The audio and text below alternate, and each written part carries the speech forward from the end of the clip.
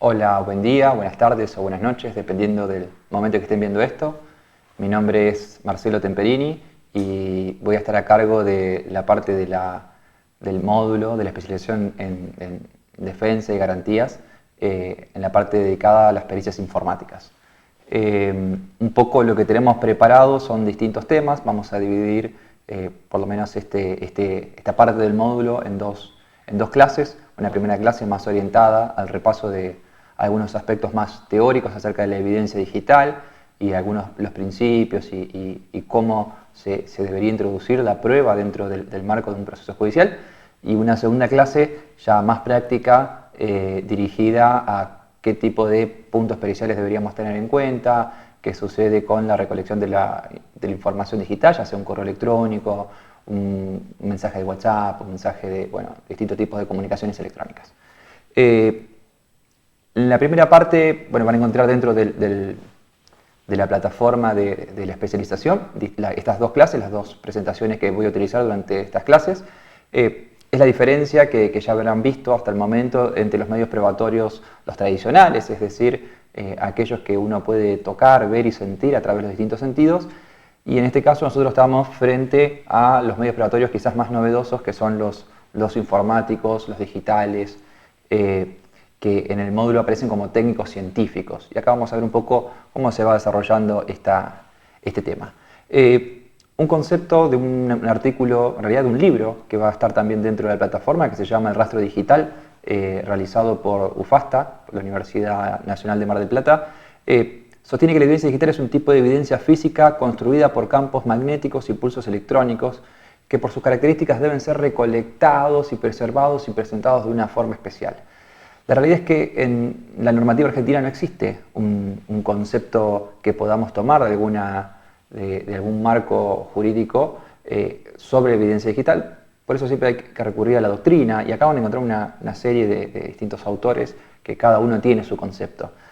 De todas maneras, vamos a ver que quizás lo más importante para nosotros es qué es lo que sucede a nivel procesal, ¿sí? Ya vamos a ver que tanto a nivel procesal penal, que entiendo que ya se han visto algunos módulos, como en la parte civil, cómo es que vamos a trabajar este tema.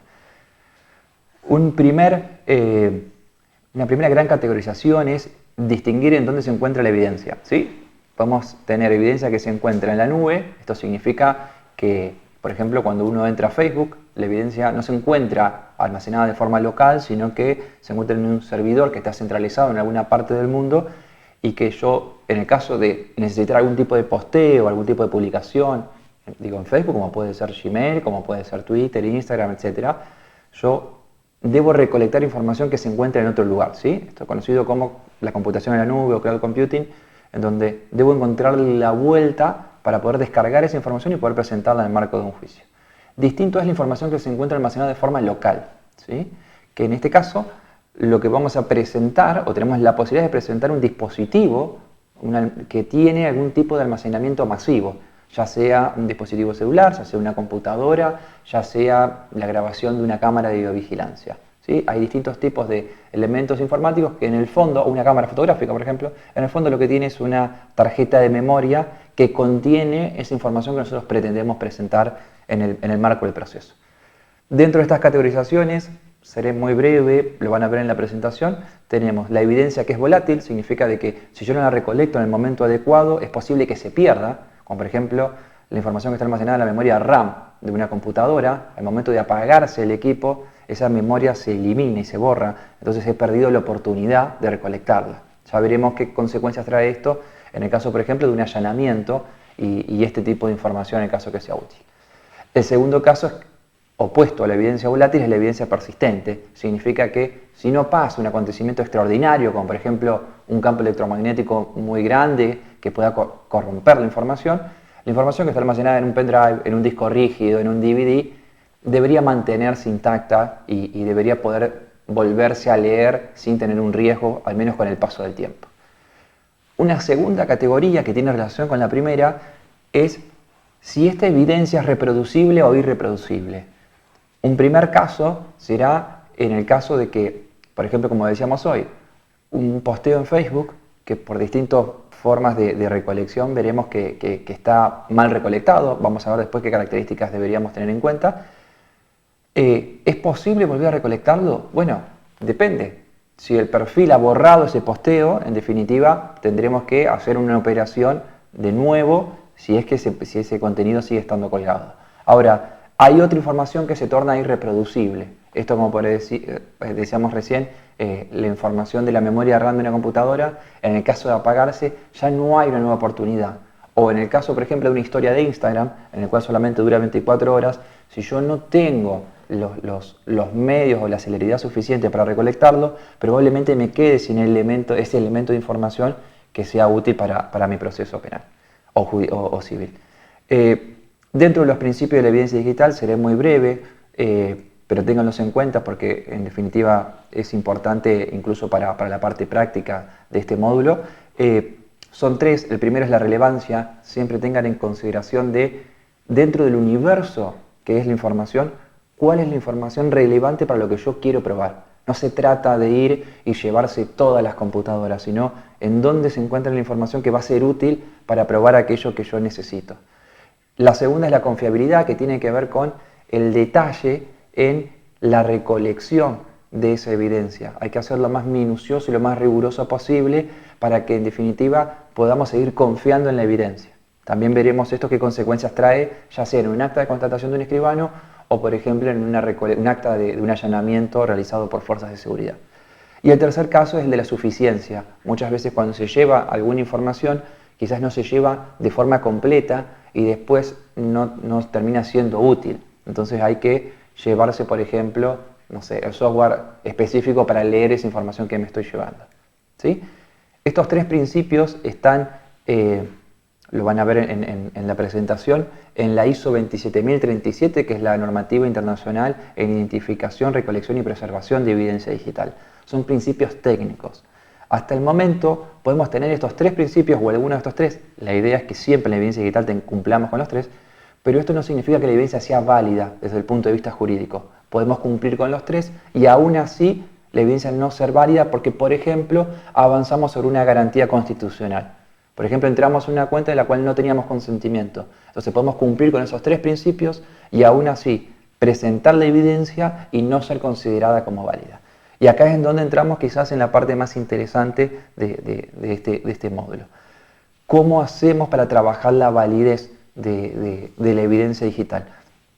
Les dejo un artículo que también lo van a encontrar en el portal del doctor Molina Quiroga, en donde él habla acerca de la recolección de la evidencia digital a través de un acta notarial y señala acerca de que yo resuelvo, primero establece que para establecer la validez necesito la autenticidad, la integridad y la confiabilidad de la evidencia. Entonces dice, bueno, con un acta notarial yo resuelvo la autenticidad, pero me sigue quedando pendiente los otros dos principios, que sobre todo la integridad, que es algo que vamos a hacer mucho foco, porque en definitiva termina dando en la clave de la validez de la evidencia. El principio más importante de la evidencia digital es la integridad, porque en definitiva me permite, en el marco de un proceso, poder responder a una pregunta básica que se le va a hacer a cualquier perito informático, que ¿es posible que la evidencia que se presenta haya sido modificada? Si uno no ha tomado los recaudos técnicos necesarios y que en definitiva terminan dándose por las buenas normas internacionales, ese perito informático no tendrá otra opción que responderle ante el juez que sí es posible que haya sido modificado. Y eso hará caer de una forma bastante importante la calidad de la prueba en la valoración judicial. ¿Sí? Existe una pregunta ¿existen reglas claras en materia de la parte para asegurar la validez de la evidencia digital? En nuestro sistema jurídico no tenemos regulado ni en el ámbito procesal penal ni en el ámbito procesal civil la evidencia digital. ¿Qué es lo que tenemos? El principio de libertad probatoria. Van a encontrar en los apuntes de la clase los distintos artículos, tanto del Código Penal, el Código Procesal Penal de Santa Fe como el Código Civil y Comercial, que en definitiva terminan abriendo la puerta. ¿Qué es lo que establece el principio de libertad probatoria? Que probablemente ya lo han visto con otros docentes, en que yo puedo presentar cualquier tipo de prueba siempre y cuando respete garantías constitucionales. ¿Sí? Entonces acá es en donde abrir esta puerta me permite introducir la evidencia informática de distintos puntos. Insisto en que, bueno, por una cuestión de tiempo no vamos a repasar los artículos, pero simplemente les menciono, les dejo el artículo 77 del Código Penal, en donde ahí van a encontrar el concepto de documento, que el nuevo concepto de documento en nuestro sistema jurídico sí incluye el documento informático, ¿sí? El artículo 284 del Código Civil y Comercial establece la libertad de forma, que termina siendo la expresión del principio de libertad probatoria penal, pero en el ámbito civil. Y el artículo 285 del Código Procesal Penal de Santa Fe, que es acá en donde establece que yo puedo establecer cualquier medida de investigación, y esto ya viéndolo desde el punto de vista de la defensa penal, el fiscal podrá establecer cualquier medida de investigación siempre y cuando respete las garantías constitucionales. Entonces ahí es donde habrá que estar atento a si la medida de investigación solicitada respeta o no las garantías de nuestro defendido. ¿Cuál es el opuesto del principio de libertad probatoria? Porque siempre, como sucede en el derecho, que es una balanza, existe un opuesto. El opuesto es el principio de nulla coactio sine lege, que yo les dejo un artículo del doctor Gustavo Brusone, que en definitiva termina sosteniendo algo que desde el punto de vista jurídico me interesa que lo repasen, que es que un abuso, él sostiene que puede existir, que existe, de hecho una postura en la cual yo comparto, que existe un abuso sobre el principio de libertad probatoria, es decir, no se regula, no está regulado específicamente ese tipo de evidencia de forma probatoria, entonces abrimos la puerta a la libertad probatoria. Existe un abuso y una discrecionalidad en este principio. ¿Cuál es el opuesto? De que se sostiene de que no podría existir una medida de coerción que no esté basada en una ley previa. Entonces sostiene este autor que como no hay una ley previa, muchas de las medidas de investigación realizadas por un fiscal u ordenadas por un juez terminan siendo ilegítimas, porque no hay una ley previa que termine fundamentando ese acto de coerción, porque en definitiva toda medida de investigación, ya sea la intervención de una comunicación electrónica, un allanamiento, terminan siendo actos de coerción por parte del Estado, ¿sí? Entonces los voy a dejar también en el artículo, quizás va a quedar como un opcional, porque entiendo que ya es más profundizar más en este tema, pero bueno. De la misma forma van a encontrar que me interesa que tengan en cuenta el tema de la protección de las garantías constitucionales al momento de llevar adelante una medida de investigación, ¿sí? Esto no importa cuál sea el fuero, porque tienen que tener en cuenta que este tipo de principios y medidas no es que solamente van a aparecer en el sistema penal, que a veces es un sistema como más riguroso, donde se tiene en cuenta un mayor respeto por las garantías. Esto es aplicable a cualquiera de los fueros, al civil, al laboral, al familiar. Les voy a dejar un artículo que es de autoría propia en el cual he trabajado distintas medidas de investigación y la posibilidad de afectación de las garantías constitucionales. Entonces, por ejemplo, uno podrá decir, la foto de perfil de un usuario de Facebook, ¿afecta de alguna forma la privacidad del usuario? Bueno, ahí podríamos decir que no, porque en el momento que la persona decide poner esa foto como perfil, está cediendo ese ámbito de privacidad. Sin embargo, si esa misma foto fuera posteada solo para mis amigos, estoy decidiendo que exista un ámbito de privacidad limitado a X número de personas. ¿Podré yo recolectar una foto que está publicada solo para mis amigos y presentarla de forma válida en un proceso judicial? Bueno, dependerá de la forma de acceso.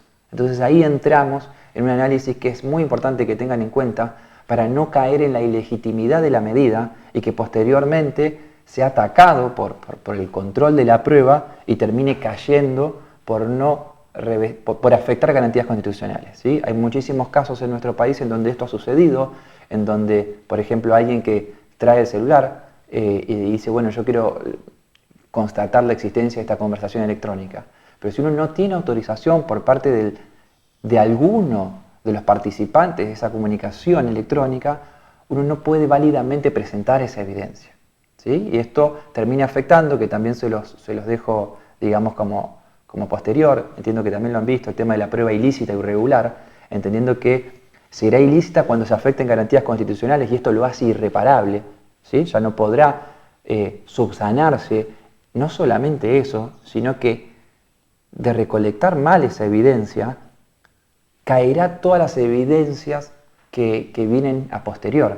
Hay un caso que se los voy a dejar de jurisprudencia muy importante en la Argentina, en el cual la defensa consideró que un fiscal, al momento de pedirle a un proveedor de Internet que brinde información acerca de la titularidad de una cuenta, ¿sí? Esto lo vamos a ver en ese artículo que yo les recomendaba recién. Es muy importante que tengan en cuenta los que son datos públicos. Yo establezco un sistema de 3 escalones: datos públicos, un primer escalón que son los datos de abonado, datos de usuario, que son, por ejemplo, los datos que tiene la empresa proveedora de Internet sobre alguno de ustedes, que tiene el domicilio, el tipo de forma de pago y demás. Después están los datos de tráfico, que terminan siendo la cáscara de una comunicación electrónica, que es lo que se conoce quizás como la lista sábana de llamadas, que yo puedo establecer desde qué número se llamó hasta qué número se llamó, la duración de la llamada y el momento exacto de la llamada. Bueno, eso mismo pasa con las comunicaciones electrónicas. Yo puedo saber desde qué dirección IP a qué dirección IP se conectó, en qué momento y cuánto duró la comunicación, pero no sé el contenido de la comunicación.